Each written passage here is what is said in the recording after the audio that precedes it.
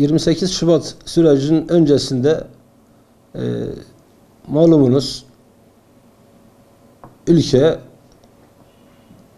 büyük bir ekonomik sıkıntı içerisindeydi. 28 Şubat sürecinden öncesinde işte efendim her türlü sıkıntılar, yolsuzluklar, kuyruklar, eğitimle ilgili büyük sıkıntılar bunlar vardı. Bunun yanında en büyük darbeyi inançla ilgili, inancını yaşamak isteyen insanlarla ilgili büyük sıkıntılar vardı. 28 Şubat süreci bu inançlı insanlara yapılan en büyük darbe, vesayet dönemi. İşte efendim ülkenin başbakanı görevden alındı. 28 Şubat sürecinde tanklar yürütüldü. Batı çalışma gruplarıyla insanlar fişlendi. 28 Şubat süreciyle ikna odaları oluşturuldu.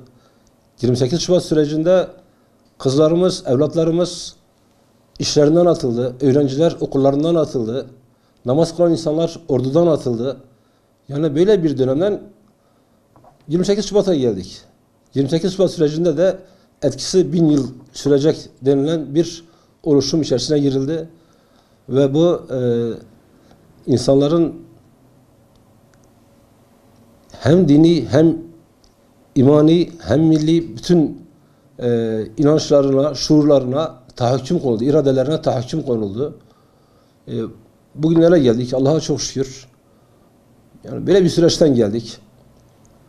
Yani o günlerde ben bir senin ve Memur Sen'in Şanlıurfa Şube Başkanıydım. Bu işi ağır yaşayan insanlardan biriydim.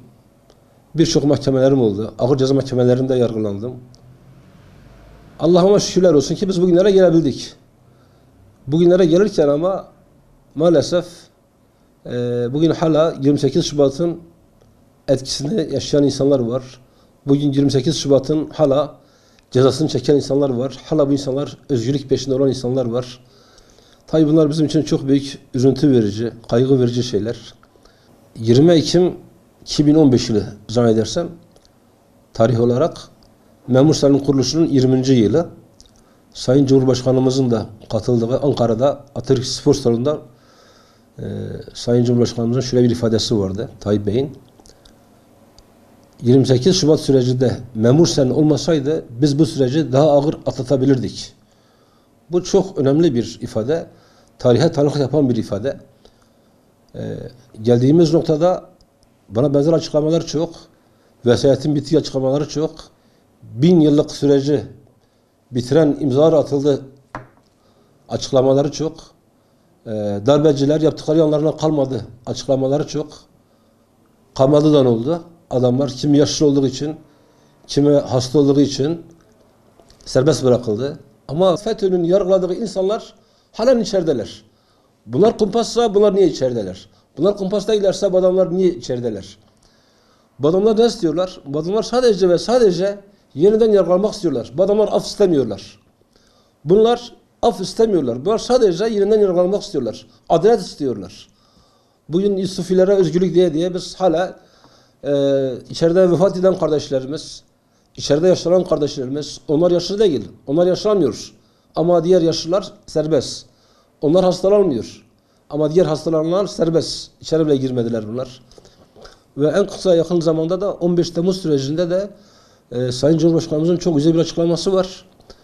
Bugün 15-16 yıldır içeride olan kardeşlerimiz var. Haksız yere içeride tuttukları söyleniyor. Bu kardeşlerimiz için de bir fırsattır 15 Temmuz denildi. Fakat halen bunlara bir özgürlük veya bir af veya bir yeniden yargılama yolu açılmadı. Tabii biz bunları konuşurken derdimizi dile getiriyoruz. Sistemlerimizi dile getiriyoruz. Bugün hükümetimizi, devletimizi eleştirmek gibi bir amacımız yok. Kesinlikle yok. Ben şahsen AK Partiliyim. Ben 35 yıldır bu davaya yol vermiş, baş koymuş bir insanım. Bu yoğurdan birçok bedeller ödemişim. Ödemede hazırım inşallah.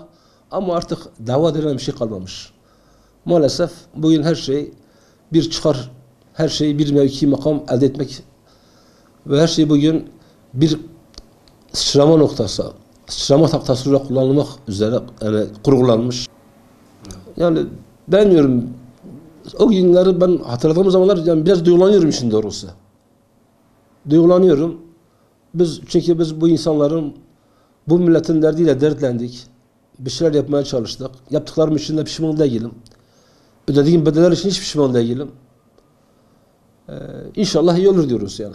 Yani Şanlıurfa üzerinde yaşadığımız sorunlar, Türkiye'de yaşadığımız sorunların bir küçük versiyonu gibi bir şey. Burada da aynen ikram odaları kuruldu. Burada da aynen başörtü sorunları yaşandı. Burada da aynen işte başörtüler işten atıldı. Burada da insanlar namaz kıldığı için fişlendi. Yani biz o dönemde rektör beyi ziyaret ettik, işte vali beyi ziyaret ettik, sağlık müdürü ziyaret ettik, parti il başkanlarını ziyaret ettik, dertlerimizi anlattık, yaşadığımız sorunları anlattık. Birçok eylemler yaptık, basın açıklamalarıdır ve Türkiye'de ilklere imza attık o dönemlerde biz. İşte inanca saygı, düşünceye özgürlük için el ele bir eylemi yaptık. Abide Kavşağı'ndan Balıklıgöl'e kadar bir pazar günü insanları topladık, buluşturduk, el ele verdik. Sesimizi duyurmaya çalıştık. Fişlendik, coplandık, mahkemelik olduk. Yani dediğim gibi 28 Şubat sürecinin en büyük etkisi inançlı insanlara karşı yapılan bir etkiydi yani. Onlara yapılan bir zulümdü, onlara yapılan bir baskıydı. Başka da bir şey değil yani. Etkisi 1000 yıl sürmedi ama maalesef hala etkisini yaşayan insanlarımız var. En büyük derdimiz bu, sıkıntımız bu. Ve benim 28 Şubat süreciyle ilgili sürekli konuştuğum bir şey. Yani son 4-5 yıldır hep bunu konuşuyorum. Ben 28 Şubat sürecindeki İslami şuurumu özlüyorum. Keşke yeniden bir 28 Şubat yaşasak, yeniden bir silkelensek, yeniden kendimize gelsek. Vallahi özlüyorum. Vallahi özlüyorum. Keşke yeniden bir 28 Şubat yaşasak. Kendimize gelelim. Yani o günleri hatırlarken biraz duygulanıyorum, kusura bakmayın da. Tabii ki hatırlananlar oldu. Biz zaten sendikacılar olarak hep bunların mücadelesini veriyorduk. Biz yani o insanların derdiyle dertleniyorduk. Okullardan atılan oldu, ordudan atılan oldu, işinden atılanlar oldu. Yani az önce bahsettiğim işte vali bey ziyaret, rektör bey ziyaret, sağlık müdürü ziyaret, partiler ziyaret hep bunlar içinde zaten. Kendimiz bile yargılandık. Niye yargılandım? Onu da söyleyeyim. Başörtüsüne yapılan zulüm bizleri üzüyor. Türkiye Millet Meclisi'nde alınan böyle bir karar bizleri yaralıyor. İçimizden çıkan ordunun başörtüsüyle ilgili zulüm yapması bizi rahatsız ediyor. Biz hepimiz bu geminin içerisindeyiz. Bu gemi batarsa hepimiz batarız. Bu konuşmadan dolayı bana bir dava açıldı. Türkiye Büyük Millet Meclisi'ni ve Türk Silahlı Kuvvetleri'ni tahkir ve tazif etmekten ağır cezada yargılandım. Ya ben ne dedim kardeş? Ben üzüntümü dile getirdim. Yani milletin meclisinin böyle bir karar olması beni üzüyor. Milletin ordusunun bu şekilde bir baskı yapması beni üzüyor. Ben bunu dile getirmişim, bunun için yargılanıyorum. Mahkeme sürecimiz nasıl geçti? O dönemlerde mazlum derimiz vardı. Allah razı olsun o insanlardan. Şeyh Musrek avukatımız, Emin Güneş abimiz vardı. Sağ olsun. Fuat Balıkçı kardeşimiz de orada avukat. Bunlar gönüllü olarak avukatlar katıldılar. İşte böyle bir süreçten geçtik. Yani mahkemede de kendimizi anlatabildik herhalde, ifade edebildik. Tabii o avukatlarımızın da çok güzel savunmasıyla beraat ettik Allah'a çok şükür.